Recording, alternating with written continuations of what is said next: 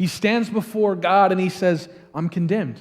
I'm a man of unclean lips, and I come from a people of unclean lips. He recognizes the holiness of God, and in light of the holiness of God, his sinfulness becomes that much clearer. His eyes are opened.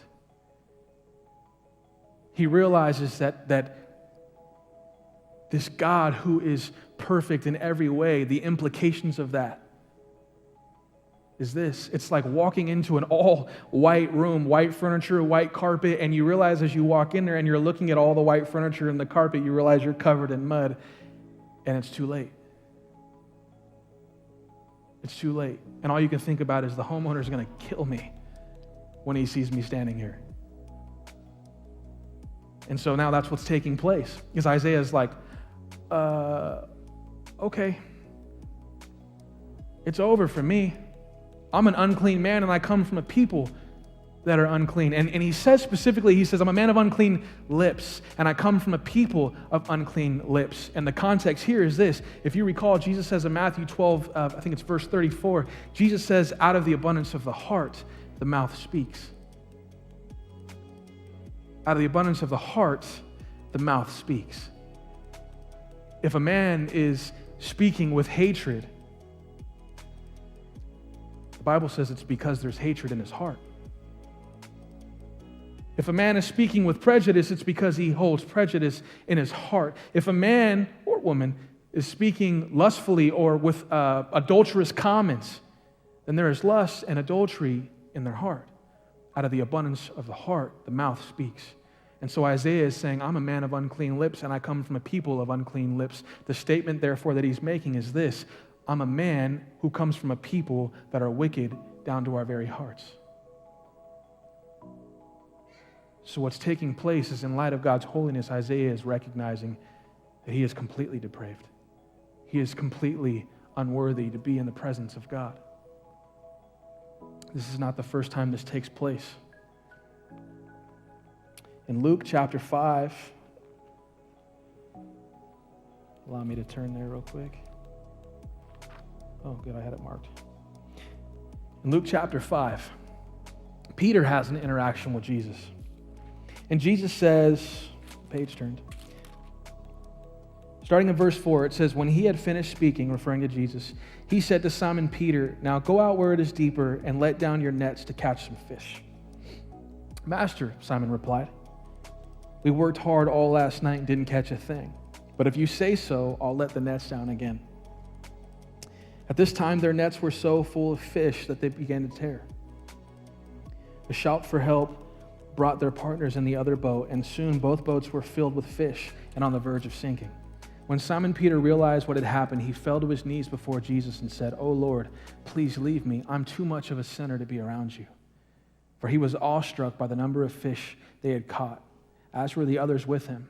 His partners, James and John, the sons of Zebedee, were also amazed. Jesus replied to Simon, "Don't be afraid. From now on, you'll be fishing for people." And as soon as they landed, they left everything and followed Jesus. It's really easy to read over a passage like that and miss the nuances that really that make the most significant points. Here in verse 5, after Jesus tells Peter, he says, I know you've been out there all night, but I want you to go fishing. Peter says to him, "Master, we've been out all night. We didn't catch anything, but okay, since you say so, I'll go back out." Now, I know I have at least 3 fishermen in this room. I know I got John, Steve, and Phil. Carlos, I have no clue what you're fishing for, but it ain't fish. But I know I have at least 3 fishermen, and is it not true that oftentimes the best time to fish is at night, especially in the shallows, which is where this took place?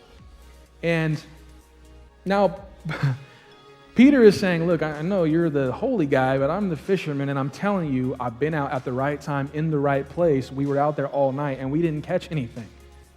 But, okay, you're the teacher, I'll do it.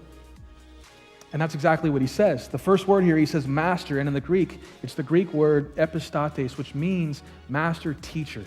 It's a recognition of one's, it's like calling someone teacher or instructor, okay? But what happens is after the miracle takes place, listen to what he says to Jesus now. And it's so easy to read right over something like this. But right afterwards, in verse 8, he says, "Oh Lord." It's not teacher anymore. Now it's, "Oh Lord, please leave me. I'm too much of a sinner to be around you." This Greek word for Lord here is now the word Kyrios. And Kyrios is the word for a different kind of master. It's a slave and a slave's master. Kyrios, doulos. Doulos is the slave. The relationship here has changed. The heart has changed. He just saw Jesus, at least in part, saw the holiness and the power of Jesus, and in light of that, just recognized. He went from calling Jesus a wise teacher to now calling him his literal master. He went from recognizing that, okay, you're a smart guy, you've got great things to say, I believe that they are wise and I'll follow them, to saying, no, I'm willing to give up everything for you. You're my master. He recognized the complete authority that Jesus had, and he completely submitted to him. And the evidence of that is the last verse of that passage where it says he did exactly that. He gave up his entire business. He walked away from everything and he followed Jesus. I want to challenge you with this tonight. God's holiness, his beauty, both aspects of his holiness. The fact that he is so distinct, so different, so glorious, so beautiful, and the fact that he is perfect, the moral aspect of his holiness. He is perfect and without flaw. What it did to both of those men is first it brought fear.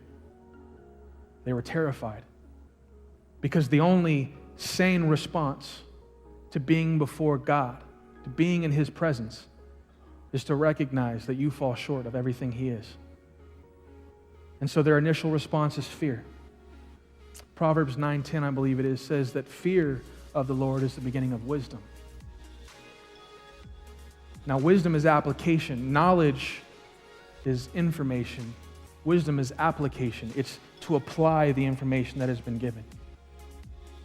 So what these men did is they first started off with a healthy fear of the Lord, and that's the beginning of wisdom. When you have a healthy fear of the Lord and you recognize who he is and then realize who you are in light of that, the only sane thing to do then, the wise thing to do then, would be to apply the authority that is so clearly established in front of you. To recognize, okay, this is a Kyrios, doulos relationship. I owe you everything. You being as holy as you are and me being as sinful as I am, that means that my gratitude should be overwhelming for the grace that you've bestowed on me.